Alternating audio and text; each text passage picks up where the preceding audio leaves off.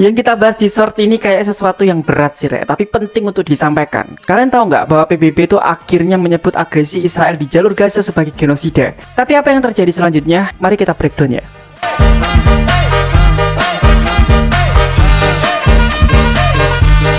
Jadi apa sih genosida itu? Dilansir dari CNN Indonesia, secara harfiah genosida itu upaya sistematis untuk memusnahkan suatu kelompok dengan latar agama, ras, kewarganegaraan, dan lain-lain. Nah, PBB for the first time itu menyebut aksi Israel di Gaza sebagai genosida. Reaksi internasional di sini langsung banyak kecaman dari beberapa negara, tekanan politik dan bahkan tuntutan pertanggungjawaban hukum.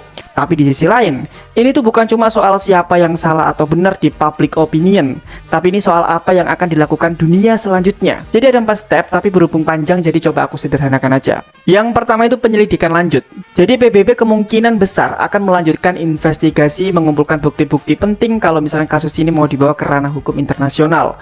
Terus yang kedua ada sanksi dan juga diplomasi. Jadi negara-negara bisa dorong PBB atau lembaga terkait untuk menjatuhkan sanksi politik, ekonomi, diplomatik terhadap Israel, dan ini bisa berubah embargo, pembatasan hubungan atau tekanan dalam forum internasional. Yang ketiga, perlindungan warga sipil dan bantuan kemanusiaan.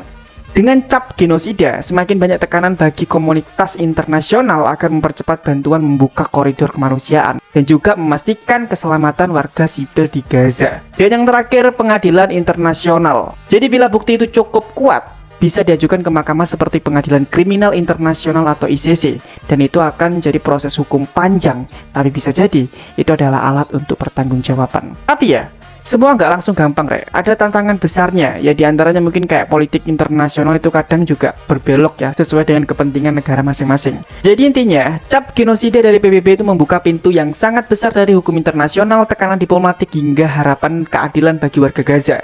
Tapi prosesnya memang panjang dan butuh konsistensi dari dunia. Ya, kita doakan yang terbaik untuk saudara kita di Gaza. Tapi gimana menurut pendapat kalian?